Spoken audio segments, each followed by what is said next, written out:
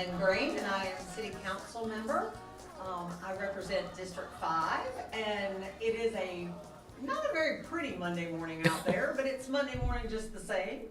And I have in the studio with me this morning Dr. Deborah Harris. Deborah and I have just been getting a little more acquainted because I will disclose fully that she came for a city council meeting, and I just found that her presence in the room was just a little bit, it was enlightening, and it was something that felt more like a vibe to me. And I tend to gravitate towards people that when they walk in the room, there's presence there. And for whatever reason, I felt that way about you. Now, I did not share that with her this morning, because sometimes you gotta leave some things left unsaid until you get on the air. But I really did feel drawn to you in a way. And you gave such a great presentation, and you answered a ton of questions from council and staff, actually. So, talk a little bit just about yourself and your background. Well, she is the chairperson for the Fayetteville-Cumberland County Continuum of Care, and that's why she was before the city council. She was giving us an update, and they were getting ready to do some very important things, and she was soliciting for volunteers as well. So tell us a little bit about your background. You know, I have this wonderfully printed bio in front of me, which most of us probably look at these things and go, is that me? I know, right? So tell us a little bit about you. Well, I am the third oldest of 10 children. 10? 10. Wow. Born to Fred and Ruth Harris. And my dad was out of Chicago, Illinois, via Cherry Valley, Arkansas. And my mom was born here in Fayetteville, and we have a rich family history here in Fayetteville. Her grandfather was the first black physician in Fayetteville, North Carolina, Dr. Paul N. Melker, and he was one of the 5 individuals who signed the note to purchase the land that Fayetteville State currently sits on. So wow, very rich history. Yeah, it's a rich history. But anywho, my dad was military, and they they ran a very regimented household.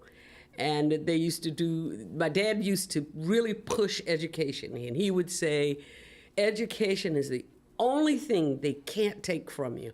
And he said, you get it in your head, they can't take it. They can take everything else, but they can't take what's in your head. So he pushed education, education, education. And all the children, 9 they raised to adulthood. Out of the 9, all college graduates, all most terminal degrees, but all at least with a master's. Anywho, my mother, on the other hand, pushed behavior. She would say, as only a mother can, right? Exactly. And she would say, nobody cares what you know if you don't know how to act. And so we didn't get a break either way. Daddy was like, get the books. Mom was like, behave yourself. That's exactly right. And so that's how we came up. And my brother was a dentist, Dr. Fred Harris. He was here. We lost him in a plane crash. Then my brother, Larry Harris, Dr. Larry Harris, was a pediatrician here. Then there's me, and then the rest of the crew. Here's the piece that I am most thankful for, and that is that my parents really taught us about believing in a higher being. And for us, that was God. Right. And we believed in that, and we were taught that. We're Seventh-day Adventists by faith, but my mother believed very strongly that your relationship with Christ is the most important thing, and you have to have that. So I went to Bennett College in Greensboro, North Carolina, and then for my master's and doctorate, I finished at Chapel Hill. And I'm sorry. No, I hope you saw that we beat Duke the other day. I bet you're a Duke. I'm an NC State grad, you're NC? so Okay, yeah, I'm in the clear with Duke. You're right. good. I will hold it against you. Thanks. But anywho, interesting because most of my brothers went to Duke, and I was Carolina and some other folk. But anyway, we during basketball season in particular, we have a lot of fun. But my focus has always been, because our parents demanded it, was excellence. If you can't give your all, then don't give anything. Because a job half done is a job not done. That's beautiful, except that for someone like me, it creates this intensity of you got to get it done yesterday. I know that feeling well. We were discussing that before we went on the air. Yeah. So we, so that's what we've done. And so I taught at the University of I started my career as a teacher in Greensboro. Then I taught at Reed Ross High School at the time for a few years. Then I went back to grad school. After grad school, I taught at UNC Greensboro for 3 years. Then I was recruited to the University of South Florida in Tampa, where I lived most of my adult life. And then I moved. After that, I started my own educational consulting business, which took me to retirement. I have 2 children, 4 grandchildren. The children don't matter anymore. It's just right? the grandkids. And they become very acutely aware of it as soon as those grands are born, because they walk in your house and you just kind of bypass them to get to the grandkids. Right, exactly. Oh. My daughter is a lawyer by training, but she has moved into her calling, which is education, and I told her that from a youngster, and she's like, I'll never be a teacher. You don't get paid enough. But it's her calling. My son is retired military. I'm very proud of him as well. He retired lieutenant colonel, and he's just being himself right now, and I'm happy to see that he's doing that. So that's it, and about me as a whole, and I'm just passionate about everything I do, and if I cannot be passionate about it, I will not be involved. I understand, and I think that's what came across the night that you gave the presentation, or the afternoon that you gave the presentation for council, was that your passion came across. And I could hear it in everything you said. And even the mayor commented, about the passion that you brought, and thanks for not putting us to sleep, because sometimes a presentation is like, whoa. And, no offense to anybody out there that has to give a presentation, but sometimes it's just hard when we've sat in a meeting and we've been there for 3 or 4 hours already, and then you come up and it's subject matter we're not as familiar with maybe, and you're trying really hard to be attentive, and sometimes it's difficult. But anyway. Sometimes that gets you into trouble. My passion can get me into trouble because people are like, you shouldn't have said that. And I went, why? And I'm like, if I can't express what's deep inside of me, why am I here? Why am I selected for this? 100%. Yeah. 100%. So, well, let's shift just a little bit to the Fayetteville-Cumberland County continuum of care ballot. That is a mouthful. It is, and you're leaving off the part on homelessness. Yeah. So, I know that day for the presentation, I really did learn a lot, because I'd heard that. I've heard the organization forever. And I will admit, as a council member, you tend to get more locked into the things that you are comfortable in, because it's where we're assigned. They ask us, the mayor typically says, what would you like to be assigned to? And you state what you'd like. And sometimes you may get that. Most of the time, in my experience, I have not really been assigned anything that I would have said up front I wanted to be assigned in. And I realized that for me, as you said, your daughter, you knew she had a calling. I feel like my calling is probably not aligned all the time in what I do professionally. I'm a realtor by trade. I have done some development. I was in the building supply business for 33 years with my family's business, Highland Lumber. I'm a graduate of E.E. Smith. Are you? Yes, I am. So I feel very at home over here. I got to say something. Okay, seriously. What year did you graduate from E.E. Smith? 80. Okay, so I was student government president when they started the integration of schools, and they called all the student government presidents to a place and said, you all have to help facilitate it. And there was a young lady who came to the school. Her name was Jackie Schoonover. I'll never forget her. But they used to call her my shadow. And it was so amazing to be a part of that experience. So that's exciting. Well, to hear it that. is. Yeah. And I'll tell you a little bit of background. And Okay. I laughed. I'm going to tell our audience. I told Deborah when we started that we were going to just go down whatever trail this conversation took us, and if we went down rabbit holes, so be it. We're fine. Okay. So when they redistricted everything, and we all know they did it for racial balance, Right. and there was no secret, Right. and it was not taboo to talk about it. It was what they were doing, and my dad came to me. I remember the conversation very clearly. And, that was back in the time where you could do things that we probably wouldn't do now because there are too many trails. Right. But, he said, do you want to use your grandmother's address and go to the other high school? No. He said, do you want to go to the Fayetteville Academy? No. He said, well, I said, well, I want to go to Smith. He said, Nice. are you sure? I said, yes, because all my friends are going there. I mean, it was that simple for me. Yeah. All my friends are going there. Yeah. And he said, okay. I've never, ever, not once regretted that decision. Yeah, beautiful. Smith was very much like a family. I was in the band. Nice. So, yes. So I have bragging rights Okay. because I was a member of the E. Smith That's Magnificent right. Marching Machine. Absolutely. So let's don't get things confused. We know Yeah. they're the best band in the county. Sorry for all of those of you who are out there that feel otherwise, but we know they're the best.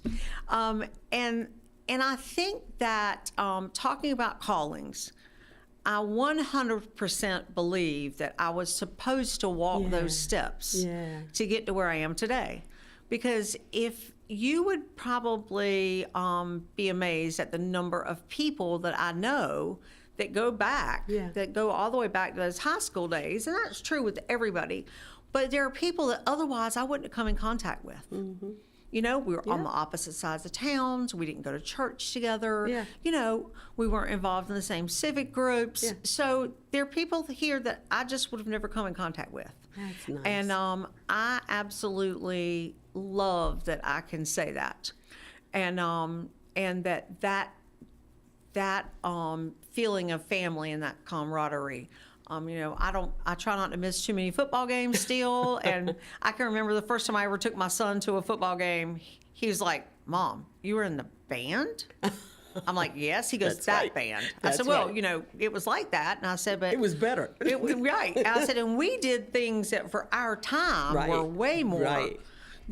shocking than what they're doing now. That's more the norm now than back when we did it. And I was under Paul Russell. I was going to ask you, I was going to ask you, was So, Mr. Russell your director? Mr. Russell was Oh, my amazing, goodness. Okay. and he just was so forward thinking. And I laughed and told somebody the other day, we were talking about something, and I said we were Morgan State. He Yeah, patterned yeah. everything after Morgan State's band, and Yeah. we had the white shoes and the big plumes on the top of our hat, Yeah. and we had to hold our foot up and our leg at a 45-degree angle or 90-degree angle and point our toes. And I can't tell you how many days I spent on that football field in the Wow. 100-degree temperatures practicing in August before school started. Wow. So I have to lots do of this. history. I have to do this, okay? Okay. Forgive me. Smith High, we love thy name. Be thou our guide with deep affection and recollection. Our alma mater thou, under thy sheltering wings, arms, we'll You're doing stand way better than I am. always and sing to the praises of our Smith High School. Sorry. No, I love it. I love that it. song. And I mean, it just a lot of rich history, and Yeah. I've enjoyed reconnecting. I've reconnected with a lot of my friends through council, and That's great. So it's been a great. I was sharing with you. This is my start of my second term, so third year. You spend the first 2 years going, what am I doing? Yeah, What did I sign up for? Yeah. It's a little bit overwhelming, but I feel like I finally got my feet back underneath me, and moving a little more clearly, maybe Great. with a little more intent. But it's been a great journey. Oh, that's great. So anyway, That's good.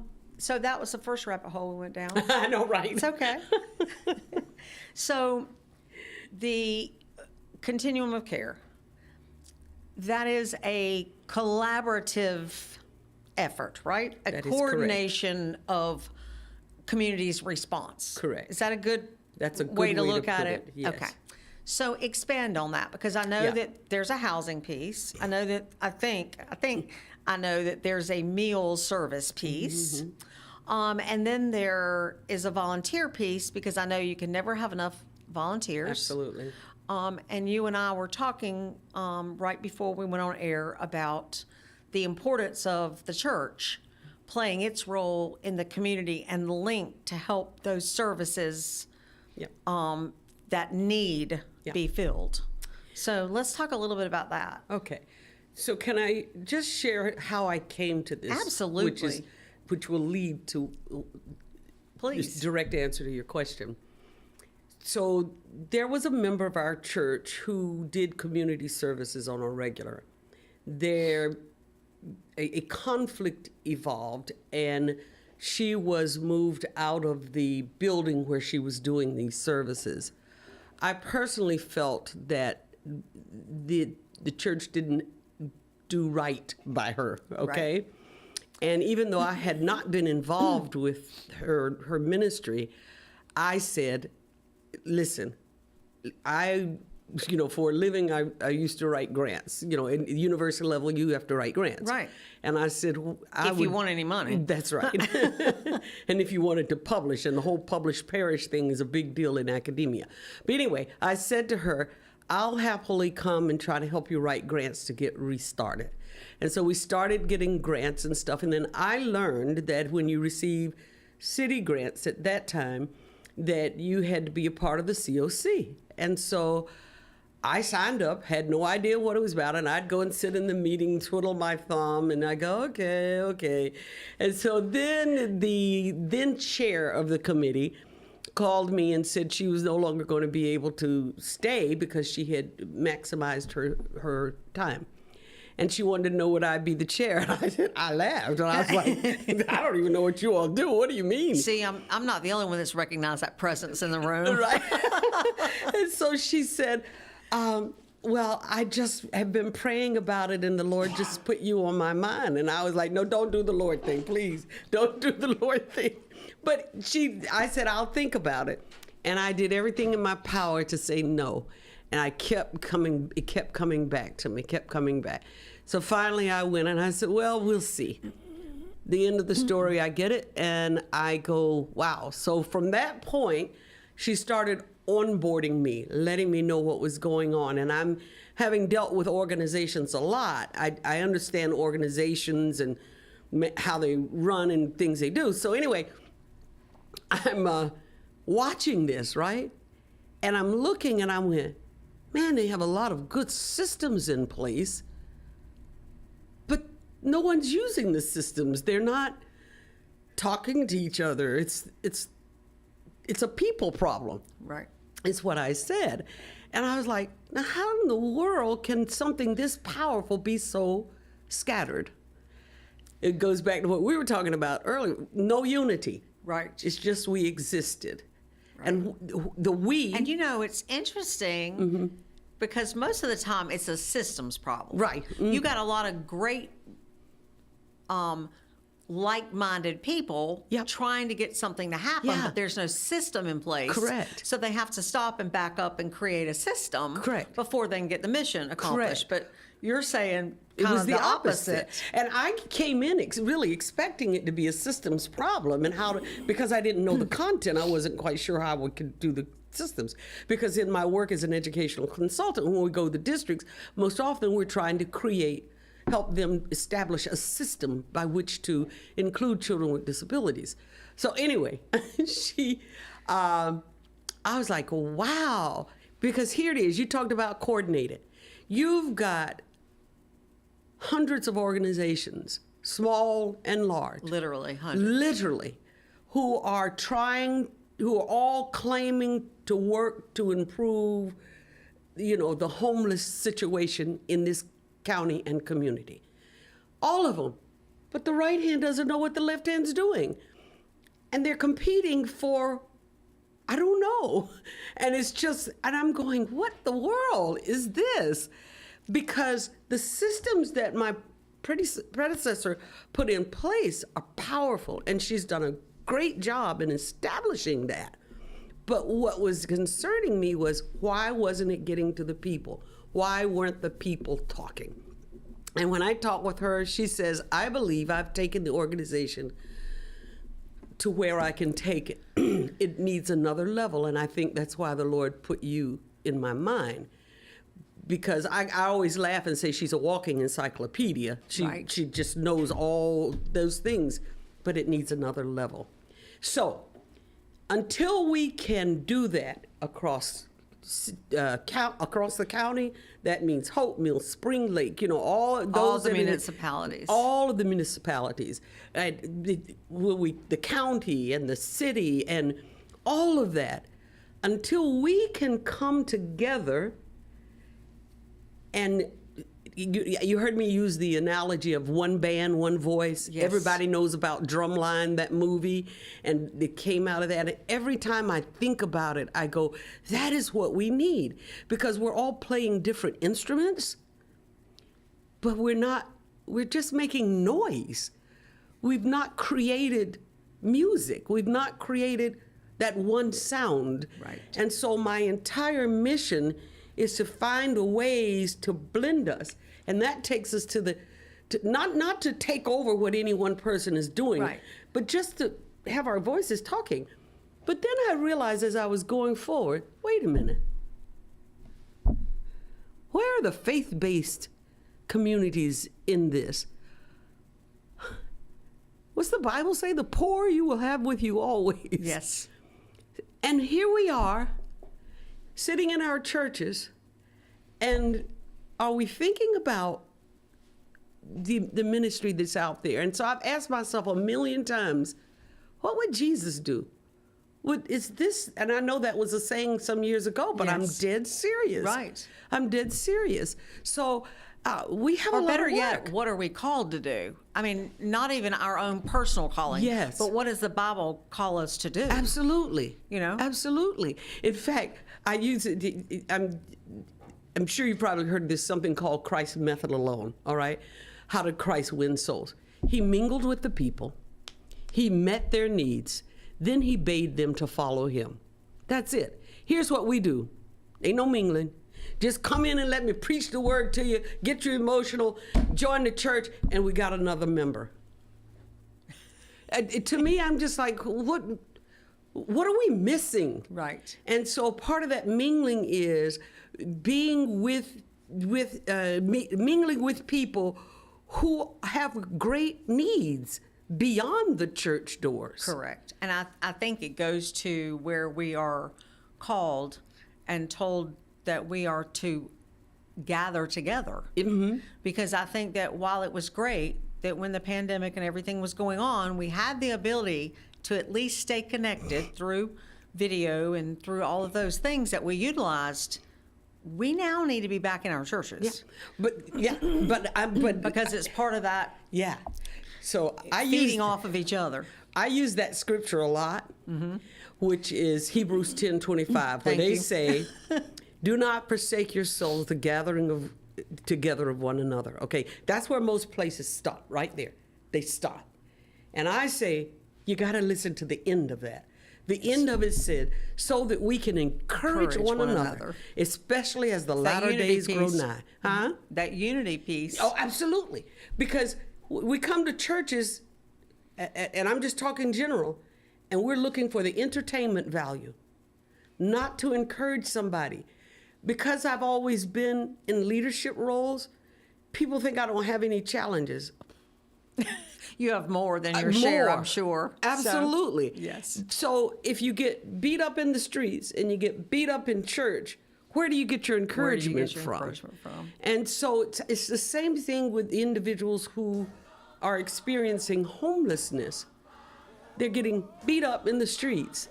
And if they try to go to a church because of the way they look, we shun them.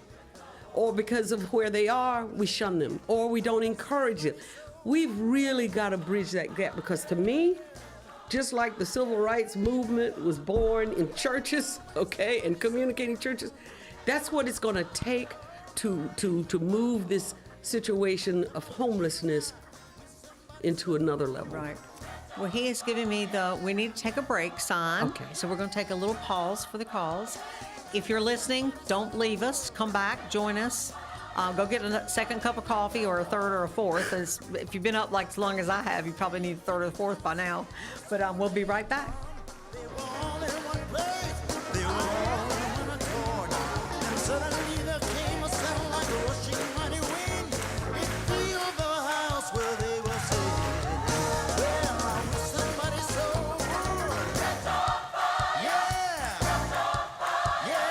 Nancy Guthrie is focusing on clothing worn by the suspect seen on surveillance video at Nancy Guthrie's house the night of her disappearance. No progress yet to reopen the partially shut down government, now the third shutdown of President Trump's current term. Governor Josh Stein was at Appalachian Ski Mountain, Beach Mountain, and Sugar Mountain over the weekend to highlight the winter sports industry. Drought conditions have worsened across North Carolina amid record low rainfall for many areas across the past 6 months, with 3 counties now experiencing extreme drought, most counties experiencing moderate or severe drought. Measles exposures are on the rise in North Carolina, with exposures now confirmed in the western and central parts of the state. Wendy's is closing several hundred U.S. restaurants and increasing its focus on value meals. Mike Rayleigh, NCN News. I'm Jamie Monticelli, WIDU Radio News. Cumberland County Schools Family Engagement on Demand is presenting Math Made Easy, supporting financial literacy. This is Wednesday, February 19th at 6 p.m. Join us for practical strategies for important financial literacy concepts to make smart money decisions. The county team members are excited to join local organizations at Cape Fear Valley Mobile Integrated Healthcare Outreach Event. That is February 19th, 10 a.m. until 2 p.m. at Kingdom Impact Global Ministries, Inc. That is at 2503 Murchison Road in Fayetteville. Partnerships like these help us connect directly with the community and share important resources. Early voting for the primary election is now open in Cumberland County. Skip the lines, cast your ballot ahead of Election Day on Tuesday, March 3rd. You can view early voting locations, dates, and times by clicking on the link that is up on the county's Facebook page. From WIDU Radio, I'm Jamie Monticelli. Monday morning, President's Day morning, starting out with some clouds and areas of fog as well. As we head into the afternoon, it's still mainly cloudy, a little bit of clearing west to east late in the day. High temperatures in the 50s. Clear to, at times, partly cloudy sky overnight. Patchy fog once again, and temperatures falling into the mid-30s. By Tuesday afternoon, it's mostly sunny, really nice. High temperatures in the low to mid-60s. For the North Carolina News Network, I'm meteorologist Chris Michaels in the Weather Center. Bless the Lord. I'm Dr. Ann T. Newell, pastor of the Soul Harvest Apostolic Church, the church not just there in the community, but there for the community of Spring Lake, North Carolina. We're looking for more than a few good men and women to join the team. Iron sharpeneth iron. We may have what you need. You may have what we need. Catch the vision. Join the team. Join Wake Up. I'm Tony Stewart, and I don't just talk about service, I live it. I've served on the Board of Commissioners, and today I serve as Regional 6 Director of the Department of Social Services Institute, supporting families and strengthening our community. I was also appointed by former Governor Roy Cooper to the North Carolina Health Coordinating Committee, bringing our voices to the state level. I stand for smart growth, livable wages, strong schools, and safer neighborhoods. Vote for me, and you get proven leadership that works for people, not politics. Remember Tony Stewart. Together, let's move Cumberland County forward. Paid for by the committee to elect Tony Stewart for County Commissioner at Large. Apostle William T. Ford Sr., you're listening to Wake Up. This is Sarah Alford, and I am the pastor of Joy Fellowship Outreach Ministry located at 18336 Highway 87 West, Tar Heel, North Carolina. And I am excited to be a part of Wake Up. Wake up, wake up, wake up, wake up. Wake up, wake up, wake up, wake up. WIDU1600.com.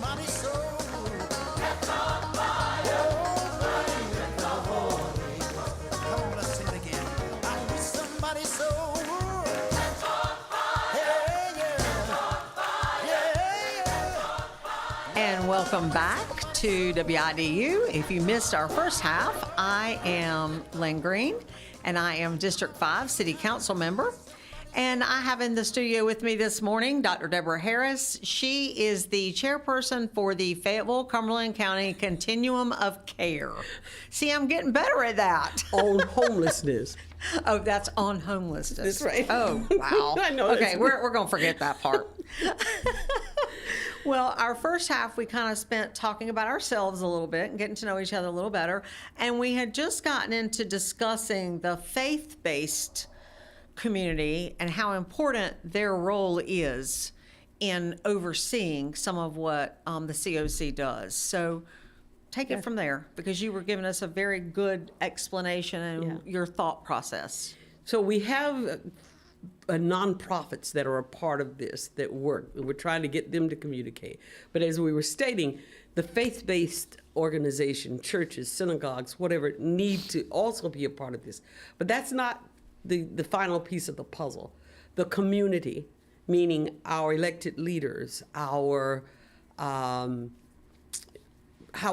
elected leaders, I'm just going to put it like that, Right. okay, have to have a commitment to this as well, because without them, we're just still out in the ocean by ourselves, and we've got to make it where all of these pieces are coming together, not just the COC, not just nonprofits, not just faith-based organizations, not just community or elected leaders. It's everybody, because this is a responsibility of all of us, whether we like it or not. And I'm going to say something that has really grabbed me in this work is recognizing and seeing how many of our veterans are unhoused.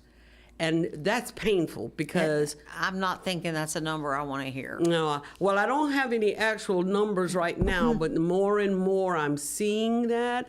And the challenge is for me is that my father was military, my brothers, my son, my grandson, my nephews, my nieces, we just bleed green. Right. And to see how many veterans are unhoused troubles me when I know how the sacrifice personally that they have given to this, for our cause. We've got to do better. My mother used to say, if we knew better, we'd do better. Right. So part of this conversation, hopefully, is to get us to know better. And then it's not just coming together to have communication. We've got to be strategic, and we've got to move forward with purpose and intention to address these issues. Focus. Mm-hmm. And it's not, don't get me wrong, I don't think it's a walk in the park. Right. It's a lot of work. There are a lot of moving pieces. Right. And I think the biggest challenge for me right now is just trying to manipulate, or manage, I should say, not manipulate, all those pieces. And we need others from around the community And to help. so one of the things that we talked about when you were in front of City Council, because it was coming up, and I know it was a piece that I've heard several different community organizers and other nonprofits speak on, and we're pushing it out through social media, was the PIT count, which I learned that means point in time. Correct. Because it's for a specific point in time. It's a count. Right. So how did that go? Okay. How many volunteers, if you could wave your magic wand, how many volunteers would you want? And how often does that, I'm assuming that's a 1 year annual thing. It's it's in January, and it should be, if I'm not mistaken, the last 2 weeks of January, each community selects, or each OC selects a date within the last 2 weeks of January to do that. The PIT count is connected to our funding. And so a lot of the programs and things we have will be linked in part to that. But the challenge, let me give you a little bit. So the 26 data is just being counted. So we don't have the numbers for that yet, all right?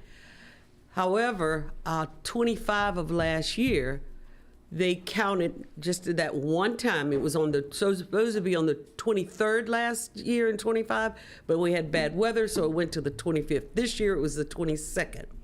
Here's the point. On that one point in time, they counted 383 individuals who were homeless. 383. But watch this.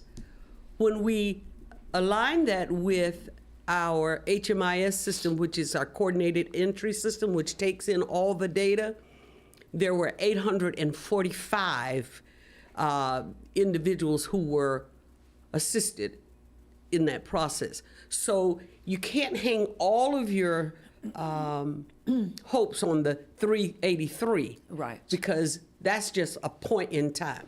But when you Right. look at it over an extended period of time, you can see just how large the need is. Well, okay? I would have said, if you'd have given me that number, and like you just did, because I didn't really know what it was, my first instinct was, that number not- sounds low. Yep, exactly. Because we all know. I mean, it's you would have to never go out of your home to not see Exactly. the homelessness. Exactly. So let's shift just a little bit. And of course, we can go wherever it takes us. But Can I just answer the question Yes. about the volunteers? Absolutely. Okay. Oh, yeah, I did ask that. Yeah, didn't I was going to connect it all. The volunteers, there's a great need, okay?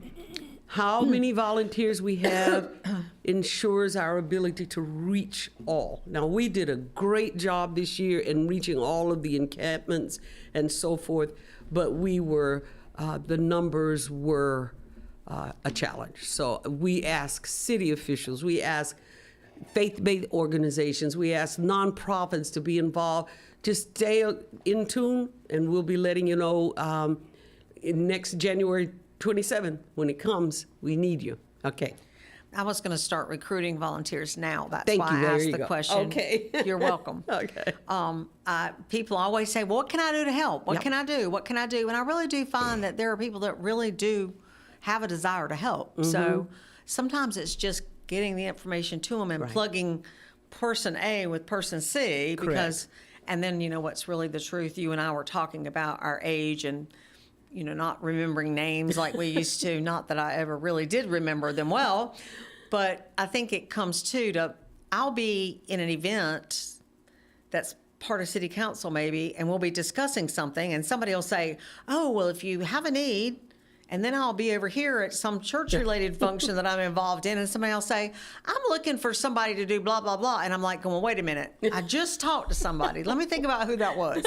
Let me think back. And it really is a struggle sometimes, because I know that it's one of my things that I meet a lot of people, and I know there are people, somebody will say, well, why don't you just call me? And I'm like, well, I can't remember everybody who says things to me. So I need to, for me personally, I need to come up with a way to capture that data somehow. And I haven't figured it out yet. Okay. My systems have not quite figured that out yet. But I want to, you said something that struck home with me about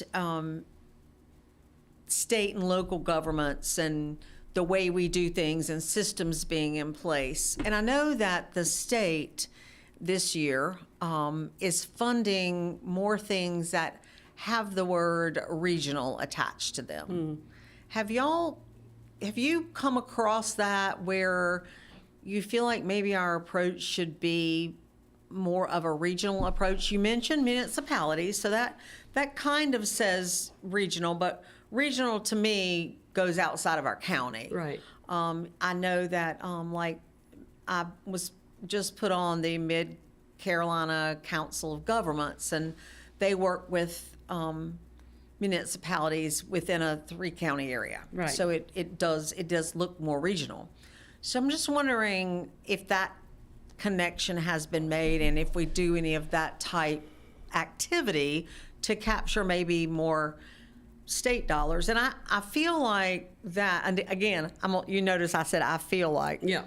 I feel like some of the funding that has been cut off at the federal level may come to states now, and that the states may get some of that through regional efforts. So that's just how my brain works. May or may not be any truth to that, but that's how and for me, I kind of connect the dots. Right. Are you seeing any of that? Flesh and blood did not reveal that to you. As you stated, the funding at the federal level is different. And we were encouraged, and I'll have to say up front, our board and I have not really talked about it in great detail, but we will, okay? And that is that we need to start strategizing about how to activate regional funding, because Discernment. Pardon? Discernment. Exactly. And so, yes, that is something we have to do. We do. work with a technical assistance organization for HUD, and we have been encouraged to begin to talk about how we can activate and bring some of those other funding options. Right. Because our federal funding may not be what we've had. We've already seen a tremendous cut. Absolutely. So, yeah.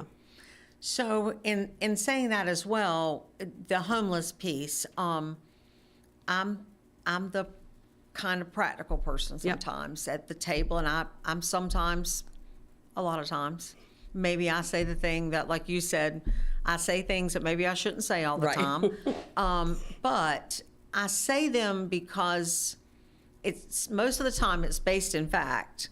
It's not what anybody wants to hear, but that's the reality. So as a city council person, the fact is the city council's task is not homelessness. It is a county function by the design. However, we all know, and we all have to be cognizant and aware that if not us, who? So that always is a challenge for me. Because I know that fundamentally that's not our purpose. But I know that as a community, and the compassion in us does require us to take steps. And I feel like if we approach it from more of a regional standpoint, it would feel and look a little different as a governmental body that's the kind of look to be the check writer. And I don't mean that in any reflection on anything that's going on. I just mean as a whole. And I think that other communities have the same struggle we have. Well, the one thing here's what I understand, is that the county is our collaborative applicant, okay? And so they write the grants for our funding. They support the COC in our work and our efforts. The good news is that the prior chair of the board did all of that work, all of what I'm about to say. She did it all. I can't do that, okay? But they have agreed to hire 5 people with the city's support. So the city is supporting this effort to help redefine how the COC functions, all right, as it relates to the support that's needed. They have a new ACM who, and the previous ACM was incredibly supportive, did a wonderful job. They have a new ACM who has experience with and for those of you who don't know, that's assistant city manager. Sorry. It's okay. I knew what you meant, but maybe everybody in the listening audience doesn't. All right. But anyway, the new assistant county manager has had a lot of experience with COC in her previous work. So we're fortunate to have her, and we're fortunate to have a program manager at this point, and in the process of hiring the other 4 individuals. So here's the point, that we just like we were talking about how the nonprofits are all over the place, we are working very, very hard to make sure we bridge the gaps that exist between county and the other municipalities, because the county overrides all of them. Oh, absolutely. All of them. And they are really the umbrella. They are the umbrella. know. And so if I'm over here doing this and you're over here doing this and Hope Mills is doing this and Spring Lake is doing this, it's still scattered. Yes. So we've got to bring that together too. And I'm having good communication with the assistant county manager and the board. We're really trying to work through many of the challenges to get us on the same page. Good. That's where we are. Now, I'm going to shift gears just a little bit. Yeah. And we don't have very much longer probably. But just the homeless piece in particular, and our challenges here in Cumberland County Yeah. with mental health. Yeah. You knew I was going there. I could see it on your face. I'm hopeful that the Office of Community Safety, the OCS, they've done a remarkable job for no longer than they have had that Right. office in place and standing up. They are getting ready to add that pillar. So what does that look like for you and for the COC? I'm totally excited. Oh, good. Because there is, once again, it's another one of those pieces. It's just like it's a natural fit. Right. And so we have to make it happen. We can't just go, oh, no, that's this and that's, no. Right. That's a part of that. And to me, that's the piece, that's the role the city played. Exactly. Whereas we're not the check writer, we're not the overseer. We are almost like another nonprofit, even though we're not. We're Right. almost like another nonprofit in the group that causes that umbrella to be what it can be. Right. Because for me, the first thing that stood out when they presented the OCS plan to me, an idea to me, was that we have such a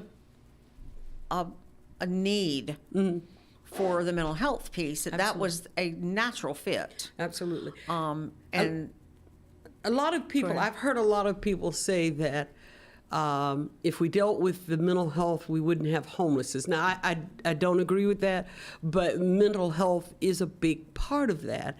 And you know how a lot of times we try to address the manifestations of the problem, but we don't address the problem? Yes. And so if you don't address the problem, it's going to continue to be a problem. I mean, do I feel like that the mental health piece will aid in the homeless plight? Yes. Do I think it's going to fix it? No. No. Because we both know that there are unhoused that desire to be unhoused. Exactly. Because they don't want to live any other way. That's Exactly. what they know. That's what they're comfortable in. And I know that there's a lot of people that would argue, well, it's because they have a mental health issue. Well, regardless, again, of what the issue is, their desire is not to be housed. Yeah. So that always brings that other piece into play. You kind of have to figure out what's the need of the most number of people, and where can we be most effective? Yeah. I want to hit 2 points with that. Of course. So- We have about 5 minutes. Okay, no worries. my former husband's brother, when he left Vietnam, had a lot of challenges and remained homeless, okay? His mother, the family worked very hard to get him. They finally got him to come home. He stayed in the house one night and left and just went out beside the barn to sleep. He said he just couldn't do it. Now, could mental health have been a piece of that? Sure. But you have to also recognize what else is going on with that. Right. But the piece that I wanted to just kind of summarize this with is unhoused takes on many layers, all right? We may not be able to get everybody in a house tomorrow, but there's transitional housing. There are white flag shelters. There is, permanent housing. All of those things are a part of addressing the issue of homelessness. Right. In this county, we only have 2 now. We had moved to just 1, but now we're back with 2. Thank goodness the Salvation Army is back on. Thank you, Jesus. Yeah, back on it, right? But that's very small. Yes. Compares to what we need. And so there's a need for affordable housing. There's a need for transitional housing. There's a need for permanent housing. The needs seem overwhelming, but they're not too great if all of these interested parties come together and create that one band with one sound. Right. That's what we're looking for. Absolutely. Well, I want to thank you for being with me this morning. Yeah. I feel like I've learned so much, and that's always my intent from sitting on this side of the microphone. It's not always just to educate those listening, but also myself, because there's just a broad variety of topics that come before us at City Council, and it's always challenging to understand with any depth of knowledge every single thing. And I've realized that, I can't understand everything at the depth that you understand what you're doing, but at least I can talk about it now with some sense that I know enough to at least have a conversation. And guess what else? I know who to tell them to call. Oh, Lord. So, but it's been a great pleasure today. And I hope you have a great week. And for all of you listening, have a great week, and we will see you next month. All right. Thank you so much for having me. Thank you. You're very welcome.